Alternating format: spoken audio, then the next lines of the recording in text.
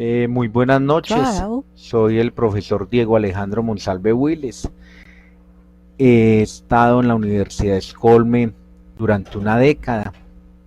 Le quiero dar un cordial saludo a Trial. Cristian Fernando, a los demás alumnos que posiblemente van a ingresar durante la Trial. capacitación.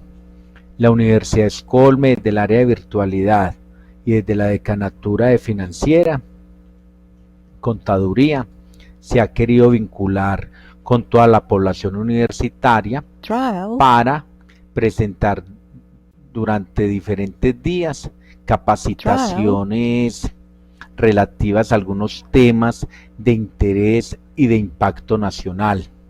Igualmente sabemos desde la Trial. decanatura y del área de virtualidad que muchos estudiantes no se conectan a esta hora porque desafortunadamente laboran o porque Trial. inclusive también tienen otros cursos presenciales. Es Trial. importante señalar que esta conferencia quedará grabada para aquellos que no fue posible la conexión de manera oportuna. Trial. Igualmente, aquellos, repito, que vayan ingresando, al finalizar la capacitación vía el chat, me pueden indagar y con el mayor gusto como docente, abogado, filósofo y magíster en educación y derechos humanos. Trial. Quiero hacer una corta presentación para aquellos que no me conocen. Fui funcionario público durante 2 décadas y fui en alguna época el jefe del área administrativa y financiera en una entidad a nivel nacional y por último fui asesor jurídico. Es importante y muchos no reconocen todavía que la UGPP. Entonces quiero contextualizar en primer lugar. La UGPP, como se conocen, es una sigla que significa la Unidad de Gestión de Pensiones y Parafiscales. Es importante indicar que en la ciudad de Medellín hay una oficina en el centro comercial Punto Clave, local 123. Allí hay un personal que está dispuesto a atenderles algunas inquietudes. Igualmente tienen la posibilidad de conectarse en videoconferencia con algunos profesionales, la mayoría de ellos abogados, ubicados en la ciudad de Bogotá. Esta unidad de gestión de pensiones y parafiscales se creó mediante la ley 1151 del 2007. ¿Qué significa ello? Que ya lleva 12 años de funcionamiento y es una entidad pública adscrita al Ministerio de Hacienda y Crédito Público. Y se creó en su momento mediante esta ley con el fin de solucionar la problemática pensional de los empleados de Cajanal, Puertos de Colombia y otras 29 entidades. Es importante indicar que surgieron varias dificultades décadas atrás en relación a estas entidades anteriormente mencionadas. El Congreso de la República y en su momento la Presidencia mediante decreto reglamentario, entonces verificaron el porqué, la posibilidad de crear una entidad que se encargara netamente de este tema tan importante para ustedes como estudiantes de las diferentes carreras, ya sea contaduría pública, administración de empresas, finanzas y del orden nacional, porque ustedes como estudiantes deben saber que muchos se desempeñan en cargos afines en el sector privado, algunos en el sector público y muchos tienen la intención o la proyección a corto, mediano, largo plazo de crear empresas. De ahí la importancia de esta charla, de esta capacitación y el interés de la señora decana Silvia. Dentro de las funciones generales de la UGPP encontré o sinteticé en las siguientes. La primera de ellas es verificar.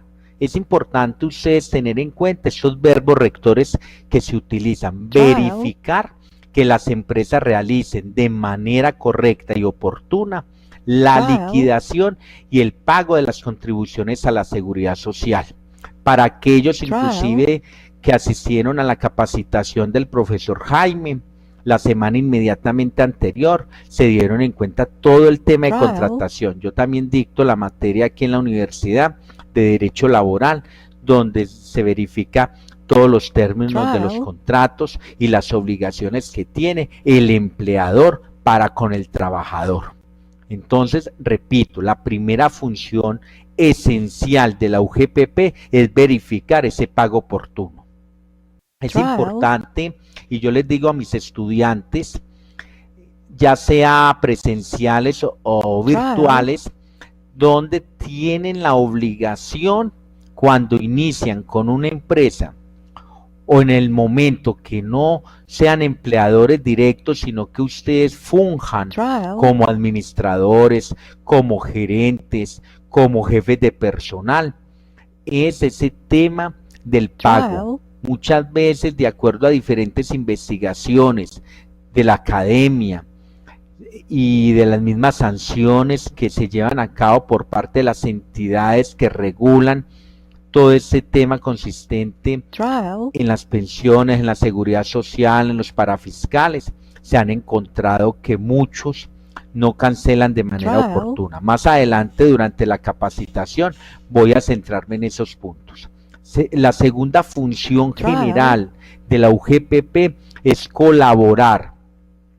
Y quiero centrarme en este verbo rector de colaborar, porque si ustedes buscan por los medios, por la web, desafortunadamente hay quienes aún no han querido opacar la función de la UGPP.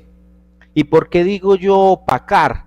Porque la muestran como, inclusive con imágenes como el diablillo, como la brujita, y no, mire ese verbo rector que también ellos cumplen una función principal al interior de las empresas, y es el de colaborar con las empresas y hacer seguimiento al proceso de pago de los aportes de la protección social y parafiscales de sus empleados o de sus trabajadores, lo que involucra el pago, ustedes ya saben, de los parafiscales, que son el SENA, el Instituto Colombiano de Bienestar Familiar, la ARL y la Caja de Compensación, y por ende la salud y la pensión.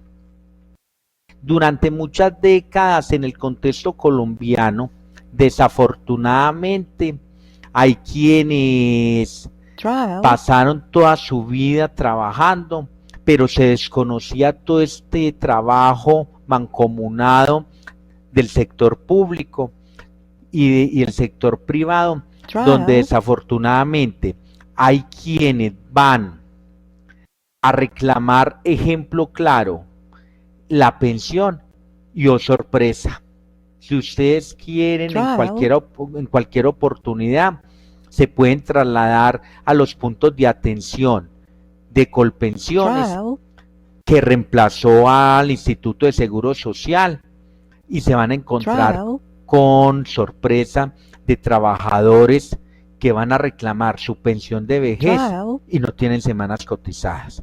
Obviamente, el tema de la sistematización ha permitido que ya los trabajadores estén más atentos y llegan informes trimestral o semestral o anualmente, y ustedes también tienen la posibilidad como trabajadores de verificar a través de las diferentes plataformas a ver cuántas semanas han cotizado. Y yo como docente y abogado les recomiendo ir guardando en una carpeta mínimo cada año todo ese material probatorio. La tercera función general de la UGPP es que esta entidad, a través de sus funcionarios, puede iniciar un proceso de supervisión o fiscalización. Repito, supervisación o fiscalización en las empresas para determinar el estado de los aportes realizados a la seguridad social. Por ejemplo, pueden verificar en cualquier empresa que ellos lleguen a solicitar la información, inclusive pueden llegar funcionarios que son enviados donde pueden llegar a solicitar las obligaciones de la contabilidad y los estados financieros.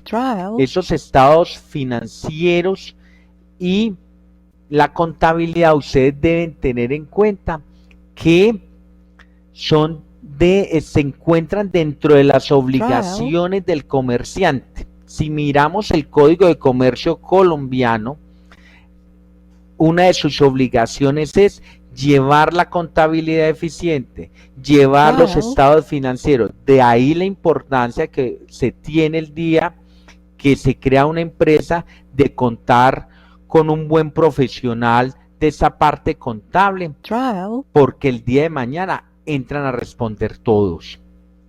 La cuarta función general de la UGPP es imponer multas. Tienen esa posibilidad también de imponer multas, inclusive con unas cifras elevadas, como son hasta 1.000 salarios mínimos legales vigentes cuando los empleadores no atienden de forma puntual. Quiero hacer énfasis en este concepto de la puntualidad. ¿Qué significa ello? Que no necesariamente es que estén haciendo algo ilegal, no necesariamente es que estén incumpliendo, pero en el momento que yo como empresario, no entregue la información de manera oportuna, el funcionario adscrito a la UGPP, en su sabiduría, obviamente con material probatorio, puede determinar si omitió y lo puede sancionar a través de una multa. Igualmente verifican que no hayan evitado las afiliaciones o que haya cierta inexactitud en el pago de esto. Aquí me quiero detener en algo, y es que desafortunadamente llegan ustedes como empleadores, llega la persona, el trabajador, y le dice: señor gerente, yo tengo un subsidio por parte del Estado, yo le trabajo, pero no me afilie. Yo siempre he dicho que en derecho no se puede actuar con el corazón, siempre se debe actuar con la razón. Y si en principio usted puede ser el que le colabore a ese trabajador porque efectivamente tiene un subsidio del Estado, donde tiene, ejemplo claro, una EP donde le pagan la salud, donde tiene porque fue desplazado o porque trabaja en otro lugar, el día de mañana ese mismo trabajador puede demandar al empleador, y como defensa del empleador no puede decir: no, es que a mí me dio tristeza o yo no quería perjudicar al trabajador. No, tiene unas obligaciones legales que son el pago de toda la seguridad social y obviamente los parafiscales. Ustedes como estudiantes o si ya se desempeñan en el campo laboral deben tener cuidado al respecto. Una última función general de la UGPP, obviamente su creación fue para reducir la evasión de impuestos. Desafortunadamente nuestro país ha demostrado que todavía falta mucho, y las entidades públicas están trabajando al respecto para ir mejorando en el recaudo, pero también ustedes son conocedores a través de los medios de comunicación o inclusive también a través de su experiencia laboral, que son muchos profesionales y profesionales que conocen del tema, entre ellos colegas de ese humilde servidor, como son abogados, pero también contadores y todo lo demás, que lo que buscan es como el maquillaje al interior de las empresas. O sea, se vuelven expertos, algunos, no todos, se vuelven expertos en cómo maquillar la información. Pero precisamente la universidad se ha querido vincular con esas charlas para que ustedes no me cometan esos errores. No cometan esos errores en el sentido de que Si el día de mañana un empleador, a ustedes como profesionales, de acuerdo al cargo que ostenten, le dicen que tienen que maquillar, mi recomendación respetuosa es que es mejor que se deben ir de esa empresa y no participar en algo que se puede convertir fácilmente en una conducta punible. De ahí muchos de los escándalos del orden nacional se han llevado profesionales, tenemos muchas sentencias aquí en clase, por ejemplo, en las diferentes materias del resorte legal. Hemos analizado sentencias donde llama la atención que muchos de los indiciados y eventualmente condenados son precisamente profesionales. Es importante tener en cuenta que la misma norma señala los ingresos, o sea, todos los ingresos ustedes saben que hay que declarar. Obviamente hay unos topes que año tras año la misma DIAN los va modificando. A mí me interesa en este momento para esa capacitación son los ingresos como independientes y son aquellos, por ejemplo, honorarios, comisiones, servicios, todo eso que tiene que ver con aquel trabajador que en un momento dado, ahorita vamos a mirar en qué momento, a pesar de tener un contrato ya sea a término indefinido o a término fijo, también se puede ver inmerso en una conducta por no declarar. Yo quiero señalar algo interesante y ya dejo el subtema de las funciones y continúo con los sujetos que tienen que informar y declarar todo este tema para la seguridad social, y son los primeros de ellos, son aquellos que son catalogados como independientes. ¿Por qué? Porque antes de este tema del sujeto independiente, se sabe que vamos a mirar que algunos son servidores públicos, obviamente son las entidades las que entran a responder por los servidores públicos. En eso sí nos ha llevado una cierta ventaja el sector público en comparación al sector privado, porque ellos sí tienen funcionarios, no es que sean mejores que los del sector privado ni mucho menos, pero ellos sí van muy ligados a esas entidades y trabajan de manera transversal, de manera complementaria, donde se han visto mayores sanciones, y es lo que nos interesa el día de hoy, es en las empresas, es decir, en el sector privado. Independientes, otros sujetos son los empleados con ingresos adicionales. Más adelante vamos a mirar eso. Yo puedo tener un contrato laboral a término fijo, a término indefinido con X empresa, con una fábrica, en un restaurante, pero también porque tengo un conocimiento alterno, puedo dar asesorías, puedo tener inclusive un consultorio. Entonces todo eso hay que reglamentarlo bien y ahorita vamos a mirar qué porcentajes. Tercero son los pensionados con otros ingresos como independientes. Ejemplo claro, quien les está hablando en este momento, yo soy pensionado y tengo un ingreso adicional por ser docente en diferentes universidades. Entonces, tanto la universidad me tiene que descontar de mi nómina, me tiene que descontar un porcentaje para la salud. Y obviamente la entidad también paga un porcentaje a la ARL. Y en un momento dado que yo dé una asesoría, yo debo pagar como independiente la seguridad social. Obviamente que ya como estoy en calidad de pensionado, no tengo la obligación de la aporte a pensión, porque no sería lógico. Igualmente, vamos a encontrar también algunos que son del régimen especial. Entonces, algunos, por ejemplo, régimen especial en nuestro país serían los de la fuerza pública. Ya eso en relación al sujeto. Entonces ya vimos para retroalimentar, primero miramos a partir de qué momento se creó la UGPP. En segundo lugar, vimos las funciones generales de la UGPP.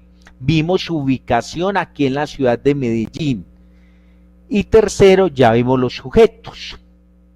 Permítame en un momento, le respondo aquí a uno de los estudiantes algo que me está escribiendo. Trial.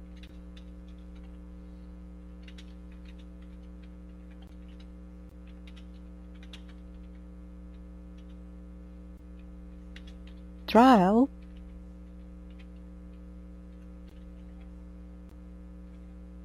Trial.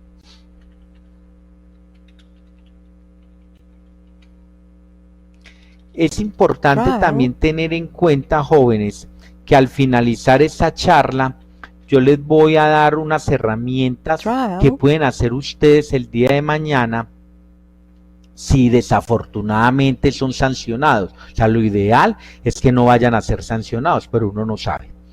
Entonces, el primer error que se puede cometer como independiente es el independiente omiso. Es decir, aquel sujeto que no realiza los aportes al sistema.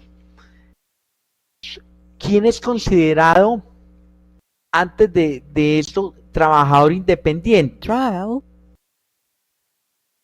Es aquel que realiza una actividad por su propia cuenta.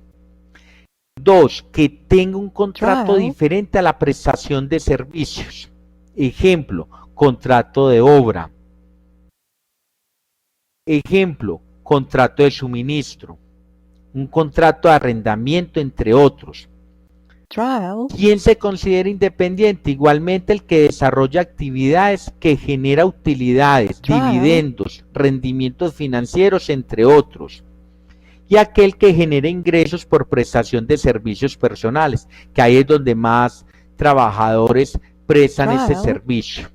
Igualmente, todo aquel que ejerce una profesión, ya sea odontólogo, inclusive abogados, que obviamente es muy difícil de verificar esa información, pero yo creo que esas entidades públicas, año tras año, han hecho inversiones para contrarrestar esto, y es en el tema de la sistematización, es decir, que cruzan información.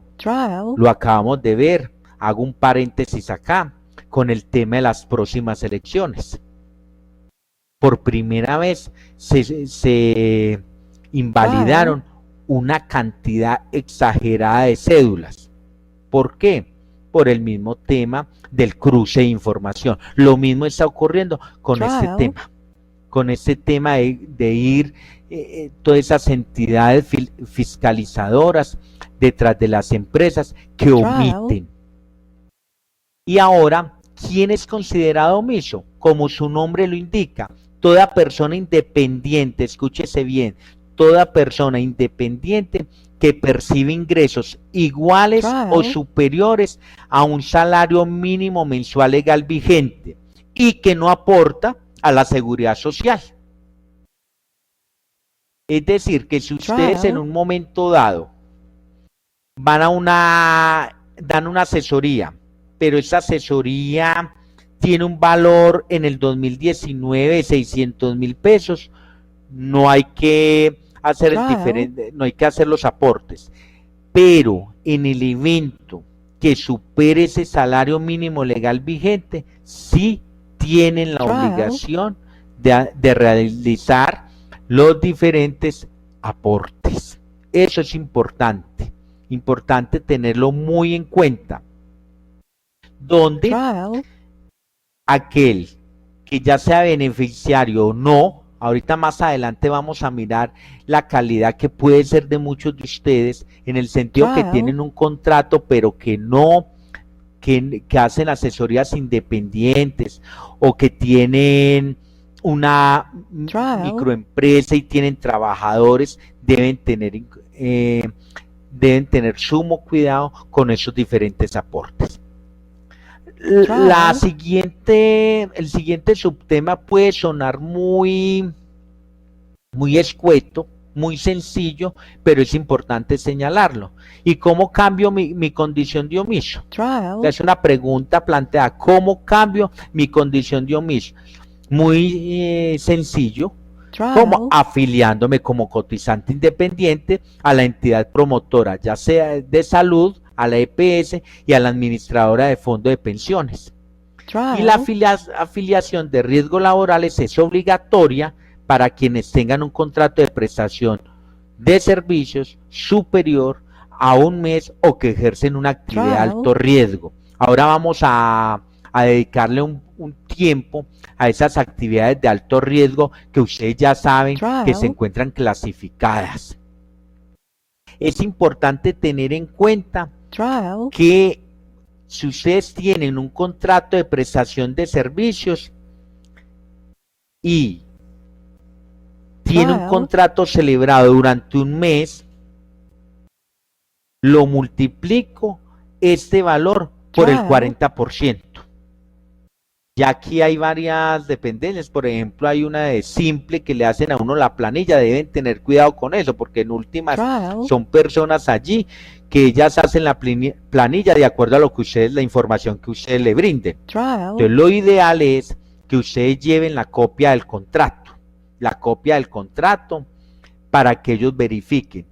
Y yo quiero hacer una salvedad aquí, otro paréntesis, y es la importancia que tiene. Yo cada momento voy caminando en las calles y veo publicidad donde dicen, te afilio por 80,000 pesos.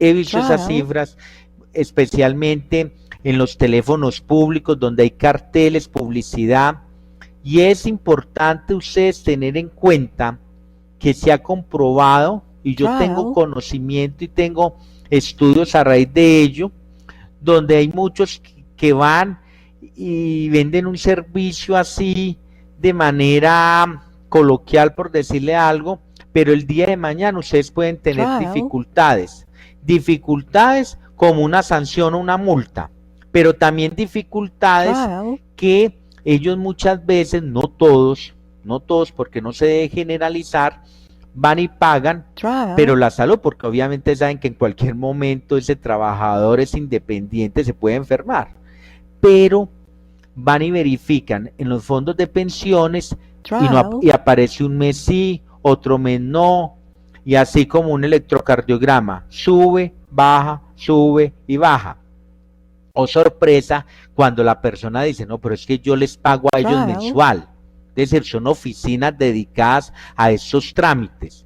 Yo no sé por qué el trabajador o el trabajador independiente o inclusive al interior de las mismas empresas deben tener funcionarios en las oficinas de talento humano y en las oficinas de tesorería que conozcan de este tema, que se hayan documentado muy bien, y entonces llegan allí y durante un año únicamente esas empresas, algunas empresas pagan la mitad, y entonces, como se dice, se perdieron los otros meses. Entonces algunos de ustedes van a decir, no, entonces yo demando, pero cuando uno va a encontrar una demanda, muchas de esas oficinas que se prestan para ello, de manera yo diría inclusive ilícita, algunas lo que hacen es cambiar cada año de razón social, inclusive no se sabe quién es el representante legal,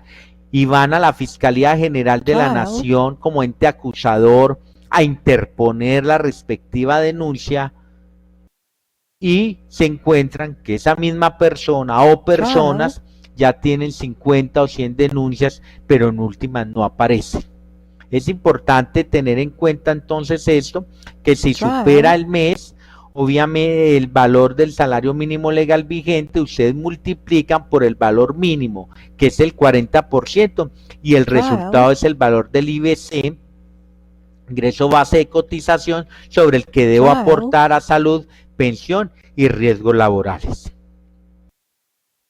Es importante que nunca el valor de ingreso base de cotización puede ser inferior al salario mínimo legal vigente, pero, repito, únicamente están obligados son aquellos que ganan más, o sea, algo adicional del salario mínimo legal vigente. Ustedes ya tienen conocimiento, yo pensaría que en las diferentes materias ya han abordado este tema, que el aporte a la salud es el 12.5%, el aporte a la pensión es el 16%, y ¿quiénes no están obligados a aportar en pensión? Yo ya lo dije hace un instante, los que somos pensionados, los que reciben devolución de saldos o indemnización sustitutiva, los que son extranjeros no residentes y aportan a su país de origen. Es importante, ustedes deben conocer que las normas en Colombia son muy dinámicas. ¿Qué significa que sean muy dinámicas? Que cambian. Es decir, que ustedes al interior de sus empresas deben estar actualizándose en esos temas. Ustedes han escuchado a través de los medios de comunicación que se van a presentar varias reformas de índole pensional, van a cambiar diferentes conceptos del área del derecho laboral. Muy seguramente hay quienes dicen que va a ser en la próxima legislatura por el tema de la ley de financiamiento, por la decisión reciente de la Honorable Corte Constitucional. Entonces se debe tener atención a esto.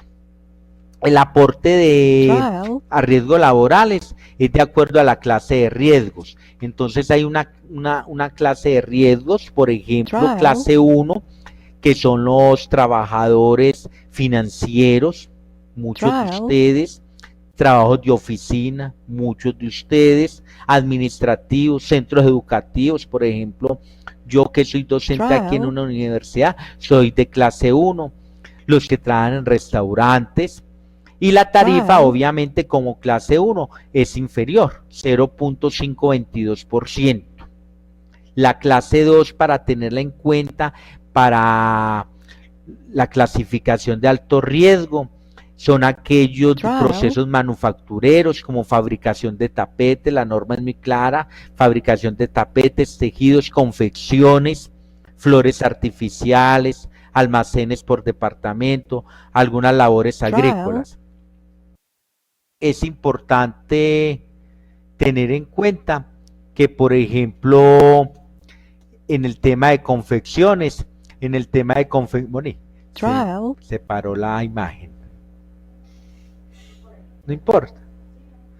En el tema de confecciones es importante tener en cuenta que es una labor donde especialmente en la ciudad de Medellín hay muchos que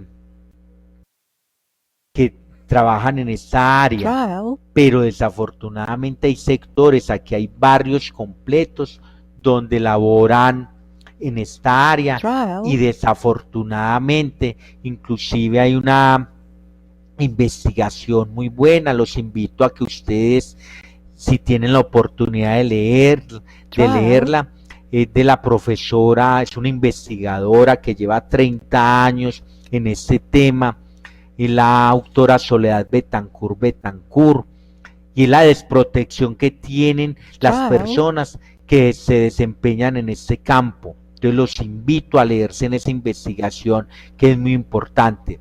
Y dentro de las conclusiones de la autora Soledad Betancourt, en el tema de las confecciones, encontró que en su mayoría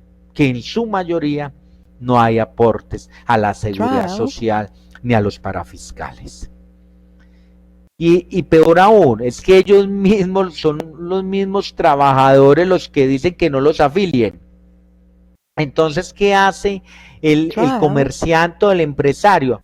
No los afiliemos, porque ellos lo piden y ellos solicitan de que se ganan mejor 2 millones de pesos, porque la mayoría de ellos es por obra, es decir, a destajo, la producción que sacan en el día, pero no saben el daño que se están haciendo a sí mismos, que ahorita vamos a mirar qué beneficios se tiene también, o sea, porque repito, no se puede pensar de que esas entidades únicamente son para perseguirnos, sino también que están siendo prudentes para un futuro.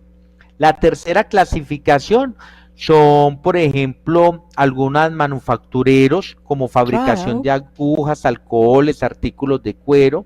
La clase 4, fabricación de aceites, vidrios, procesos de transporte, servicios de vigilancia privada. Ustedes saben que los de servicio de vigilancia privada, por ejemplo, tienen armas de dotación, están más expuestos a la inseguridad, de ahí que son los vigilantes, son los que protegen las instalaciones y más que las instalaciones del recurso humano. La clase quinta, que ya el porcentaje, mire, que la clase 1 era el 0,522%, ya para la clasificación quinta vamos en el 6,960%, que son, por ejemplo, los que trabajan en el área de construcción, que trabajan en la explotación petrolera, ¿listo? Entonces, eso se debe tener en cuenta. Yo quiero, por ejemplo, citar un ejemplo, un cálculo aquí de cómo es el cálculo del ingreso de base de cotización. Y repito, eso es importante para tener en cuenta que muchas veces uno como trabajador o como independiente siempre espera que le den un salario elevado. Yo les decía ya en clase también a los estudiantes de legislación laboral que deben tener en cuenta qué factores constituyen salario y qué factores no constituyen salario. De ahí también una norma del año 2010 que estableció unos montos, unos porcentajes, porque la persona en últimas le interesa es realmente qué recibe el cajero mensualmente, pero no saben que eso a largo o a mediano plazo los perjudica. Ejemplo claro, para el monto de la pensión. Entonces ustedes saben que la pensión de vejez, como su nombre lo indica, es de por vida, hasta que la persona fallece, y que inclusive a pesar de que el trabajador fallece, también el día de mañana la cónyuge o el cónyuge puede solicitar la pensión de sobreviviente, inclusive el menor con el hijo con una discapacidad o sus padres. Entonces mire que sí tiene unas implicaciones a mediano o largo plazo. Entonces el ejemplo que yo les citaba es, por ejemplo, alguien que percibe ingresos, digamos, de 3 millones de pesos, entonces tiene la obligación de aportar. Claro, tiene la obligación de aportar. Si no lo realiza, ahí es donde se configura lo que estamos hablando, la omisión, y donde la UGPP puede entrar a sancionar. ¿Y puede entrar a sancionar qué? A través de una multa. A mí me llama la atención de que muchos colombianos no hacen nada mientras no haya sanción. Y les llega la multa mediante un acto administrativo y se incomodan o se enojan. Entonces, ¿por qué no prevén esto? ¿Y por qué no hacen los diferentes aportes como la ley lo determina? Muchos inclusive dicen, hay una figura, hay una palabra que yo no sabía, yo no conocía. Ustedes saben que hay un principio general del derecho y es que el desconocimiento de la norma no me exime a mí de responsabilidad alguna. Es decir, que si yo tengo la obligación, yo no tengo, la UGPP no tiene el por qué ir a tocar la puerta a diario y decirle al empresario, a ustedes como profesionales, a mí como profesional que soy, y yo soy el primero que estoy atento, que si tengo una asesoría, que si tengo una capacitación, que si me llaman como profesor de cátedra en otra universidad, yo soy el primero que digo, no, es que me deben sacar el aporte correspondiente, obviamente no más de lo que debo. Entonces es importante en ese ejemplo hipotético de los 3 millones, que es cualquier cifra, obviamente, repito, superior al salario mínimo legal vigente, entonces la base para aportar es el 40%.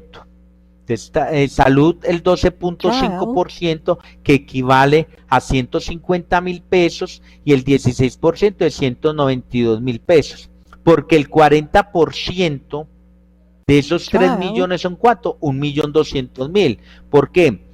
Porque el 10% de 3 millones, bueno, sería que ustedes, si tienen ahí la oportunidad de una calculadora, empiecen a hacer los casos hipotéticos. El 10% de 3 millones son 300.000, y 300.000 por 4 es 1.200.000, así de sencillo. Entonces el ingreso base de cotización allí es sobre el 40%, y ya sobre ese 40%, hagamos otro ejemplo clarito.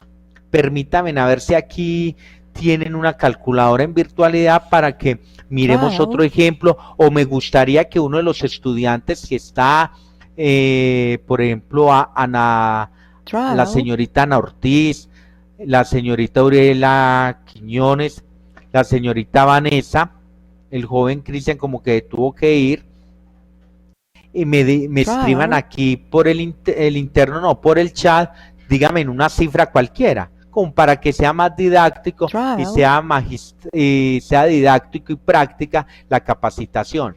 A ver quién se anima. Escríbame, repito, Vanessa, la señorita Quiñones o Ana, una cifra. Cualquiera de las tres aquí en el chat. Buenas noches, primero que todo, Ana, muy bien, buenas noches. Escríbame un valor, el que ustedes quieran, porque muchas veces se entiende más o se comprende más la... Bueno, entonces Ana escribe 3.500.000. Entonces hagamos el ejercicio. 3.500.000 por el 40%.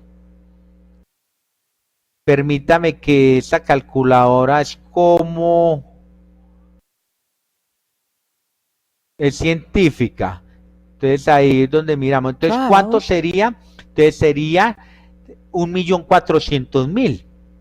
Sería el 40%, 1.400.000. De 3.500.000 el 40%, porque el 10% son 350.000 por 4 sería 1.400.000. Sobre esa base del 40%, que es 1.400.000, gracias Ana, entonces sacan el porcentaje correspondiente a salud, que de ese 1.400.000, el 12.5 para salud y el 16% para pensión. Igualmente, todo lo que si esa trabajadora independiente percibe ingresos, esa es otra clasificación sumamente importante, jóvenes, para que ustedes tengan en cuenta. Tienen un total de ingresos, ejemplo, tienen un consultorio, sea odontológico, sea médico. Ahora se está utilizando mucho otra figura en el siglo XXI, en esa década, ya ustedes miran por donde quiera consultorios veterinarios, ya que las mascotas se convirtieron casi, que hay quienes critican eso, en un integrante más de la familia. Entonces hay muchas personas que se dedican a este tema de la veterinaria, y entonces tienen unos ingresos de X cantidad de dinero, de 10 millones de pesos. Es importante que esos costos sea para el tema de descuentan los costos asociados por valor, es decir, los costos, si descuentan los costos, pero propios para esa actividad realizable, y obviamente con los documentos que tienen. Pregunta la compañerita Aurelia: buenas noches, profesor, ¿cómo está? Muy bien, gracias. ¿Es obligación pagar a la caja de compensación o es opcional? Lo del tema de la caja de compensación le corresponde ya, hay que mirar la clasificación. Si es asalariado, es decir, que tiene un contrato a término fijo o contrato a término indefinido, le corresponde pues a la empresa. Cuando ustedes, por ejemplo, son independientes, ustedes lo que hacen allí es únicamente pagar salud, pensión, inclusive ARL. ARL como independiente es mejor dentro de la plantilla, no les dé mucho temor. Y les cito un ejemplo claro, a ver, en este momento ustedes pagando sobre un salario mínimo legal vigente de pensión, salud y ARL está aproximadamente en el 2019 220.000 pesos aproximadamente. La ARL, Ana, es todo lo de riesgos laborales, que eso sí es obligación de cancelar también. Es un porcentaje mínimo y ustedes no saben lo que los está exonerando el día de mañana. Eso en el tema de la omisión. La otra figura muy presente en todo este tema de la UGPP, desafortunadamente es mucho el tema para hablar. Inicialmente pues me dijeron 45 minutos, todavía falta mucho y yo sí quisiera antes irme, y es otra figura que se presenta mucho. O sea, primero, todo esto que todo este recorrido de la exposición, hemos hablado de la omisión, pero también hay otros independientes que no omiten, pero son inexactos en la información. Entonces, de manera taxativa, la norma que dice, es independiente inexacto, ¿quién? Aquella persona que aporta salud y pensión como trabajador independiente, pero no lo está haciendo por su realidad económica actual. Eso se presenta a muchos jóvenes. Es decir, no brindan la información completa. ¿Cómo hago también para no cometer ese error? Dándola exactamente. Ese es el tema. En relación a las normas y todo esto de por qué es importante, ya lo vamos a mirar. Yo ahorita al finalizar la charla les voy a dar varias normatividad que es importante que ustedes la tengan en presente. Hay muchas normas que desconocemos. Otros son los empleados con ingresos adicionales como independientes, es decir, aquel que tiene un contrato a término fijo y aquel que tiene un contrato a término indefinido. Es decir, realiza una actividad económica por mi cuenta. Aparte de que tiene un contrato laboral establecido, tiene otra actividad económica por su cuenta. Y ya lo dijimos, contrato de obra civil, contrato de arrendamientos y todo ese tema. Es importante tener claridad en algunos conceptos que me parece interesante y no me puedo ir sin señalarlos.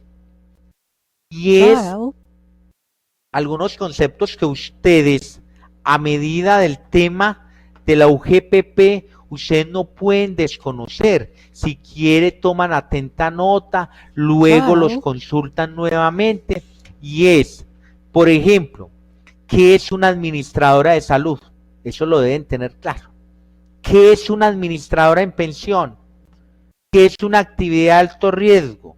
Los costos y los gastos, el ingreso mensual, el ingreso total, el ingreso base de cotización, el ingreso neto, la omisión de la afiliación, la omisión de la vinculación, la planilla pila. Eso lo deben tener en cuenta. El salario mínimo, ustedes saben que cambia cada año el salario mínimo legal vigente, no únicamente para los que ganan el salario mínimo legal vigente, que cada año están pendientes de cómo, en qué se incrementa, pero eso también repercute en otras actuaciones. Y quiero finalizar la charla con 3 temas esenciales. Uno, ¿qué beneficios trae llevar una buena contabilidad, llevar un buen registro y fuera de ello informar y hacer los respectivos aportes? Primero, beneficios, es uno de los temas que quiero concluir. Segundo, la normatividad vigente que ustedes deben consultar adicionalmente. Y tercero, ¿qué hacer, profesor Diego? ¿Qué hago si al interior de mi empresa yo me doy cuenta y la UGPP me notifica una sanción, una multa. Entonces, en primer lugar, beneficios. Un trabajador que cotiza tendrá derecho a solicitar, por ejemplo, el día de mañana un subsidio por incapacidad temporal, una indemnización por incapacidad permanente o parcial, una pensión de invalidez, una pensión de sobreviviente, un auxilio funerario. Entonces, mire que son también muchos los beneficios que muchas veces pensamos que esas entidades únicamente cumplen la función de perseguir a las empresas o a las personas naturales, y no, también tenemos beneficios, como les decía, a mediano y largo plazo. ¿Qué normatividad está asociada con todo este tema? Voy a citar cada una de las mismas.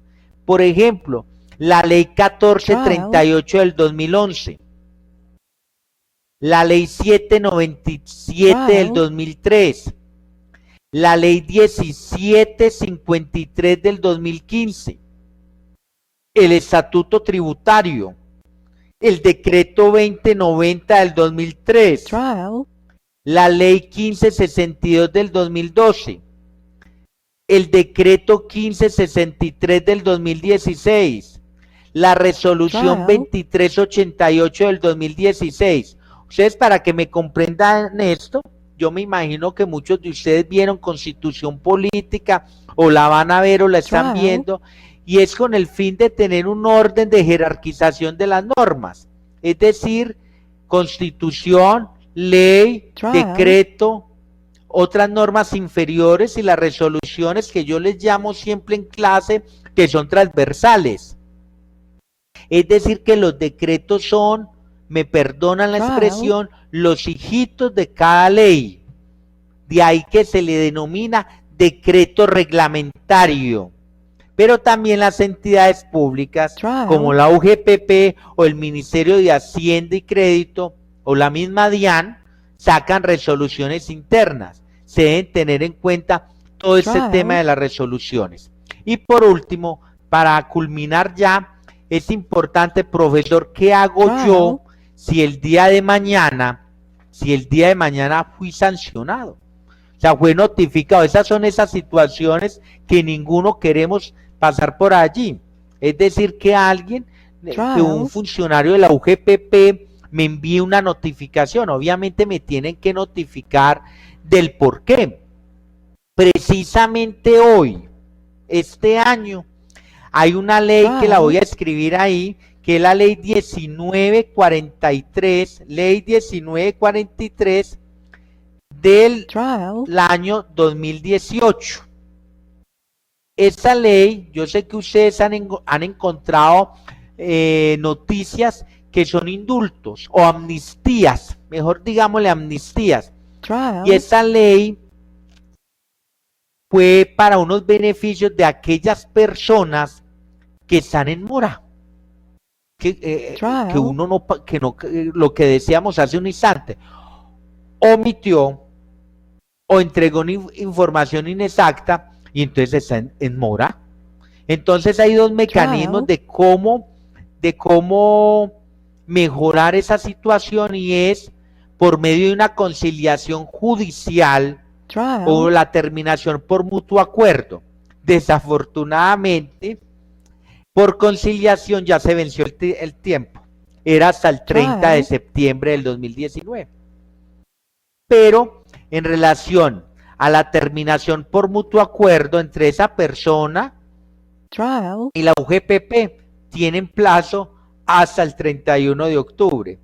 Desafortunadamente queda poco tiempo, pero tiene unas características especiales: haber sido notificado antes del 28 de diciembre del 2018 de esa sanción, y hay una exoneración del 80%. Yo considero que muchos de ustedes se preguntarán, profesor, ¿y cada cuánto hay esa amnistía o hay esos beneficios? La norma no trae consagrado, jóvenes, que cada año o cada 2 años. Eso es muy similar a lo que ocurre, por ejemplo, no siendo pues en las mismas condiciones, quiero aclarar eso, pero lo que ocurre, por ejemplo, con el tema del impuesto predial. que muchas veces sacan amnistía, hay que estar muy pendientes, hay que estar sigilosos cuando salen, pero tampoco es que ustedes me vayan a decir, no, el profesor nos dijo que hay que estar pendiente y de un momento a otro salen, porque puede ser que no, y eso puede conllevar también a un embargo judicial. Por último, es importante que si a ustedes el día de mañana los notifican o notifican a sus empresas donde ustedes laboran de acuerdo a la labor que desempeñen, ustedes tienen dos opciones. La primera de ellas es allanarse. Yo me imagino que ustedes han escuchado muchas veces esa figura de allanarse. Yo me allano. Pues allano es que acepté todo lo que dice el acto administrativo mediante la notificación. Pero otra manera de ustedes defenderse es mediante objetar esa decisión del acto administrativo, en todo o en parte.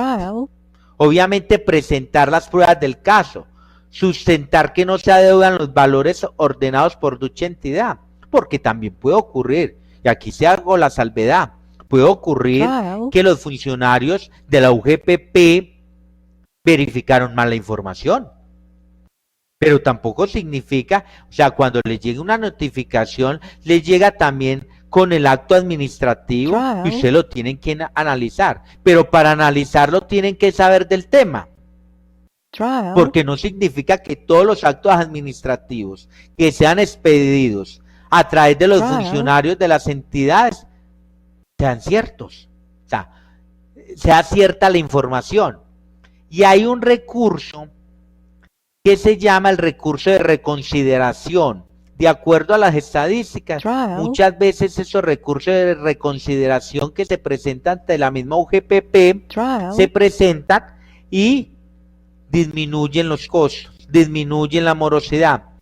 Para insistir en la reducción, o sea, ustedes pueden solicitar la reducción total o parcial del monto de los aportes y sanciones cobradas y presentar pruebas, repito. Resuelto este recurso, que es resuelto por la misma entidad, la UGPP, la liquidación queda en firme y debe procederse al pago para evitar cobro coactivo y embargos por parte de la misma UGPP. En ese punto, es decir, que ya queda ejecutoriada, se convierte en recurso obligatorio por la vía administrativa. Y ustedes tienen otro recurso alterno, pero ya no ante la misma UGPP, sino demandar judicialmente la entidad. Yo sí quiero ser muy claro y quiero ser muy honesto y muy transparente, jóvenes, y es, yo demando si realmente miro que el proceder del funcionario de la UGPP fue en contra de mis intereses. Pero si yo realmente veo que yo omití, que yo no entregué la información, ojo, en relación a entregar la información de manera puntual, puedo tener pruebas, puedo tener casos fortuitos, pero si yo veo que yo inclusive a mis trabajadores nunca hacía los respectivos aportes, o yo como independiente nunca los hice, ¿yo qué voy a alegar? O sea, ¿qué me voy a desgastar yo en presentar el recurso de reconsideración y a posteriori una demanda judicial que implica tiempo, implica dinero, implica estrados judiciales? O sea, yo pienso que ustedes me entienden. Es decir, que yo agoto los recursos de ley siempre y cuando la entidad a través de sus funcionarios estén actuando de mala fe o que la información allí consignada no sea real de acuerdo a mis registros. De ahí la importancia también, jóvenes, entre las obligaciones del comerciante es de guardar toda la documentación.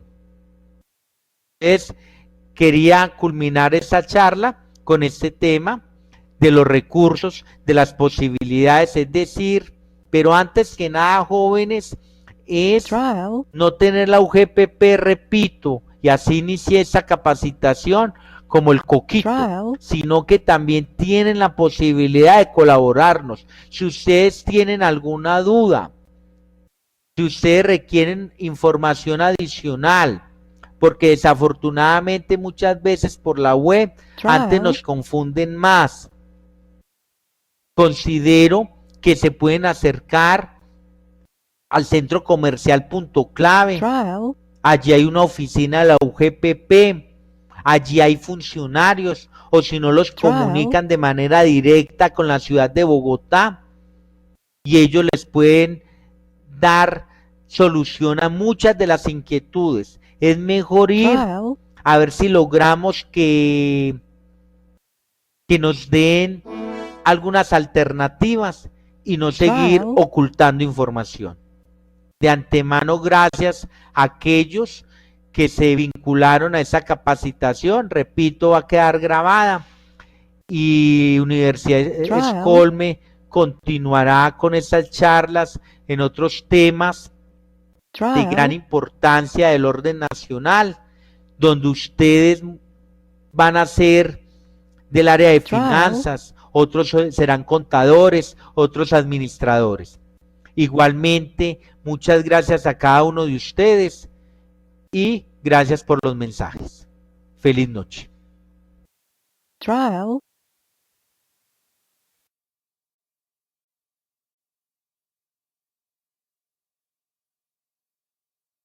Trial.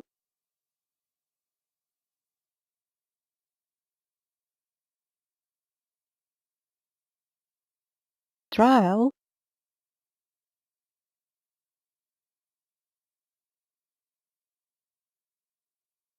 Trial.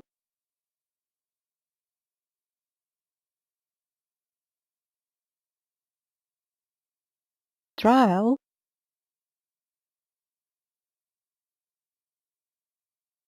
Trial.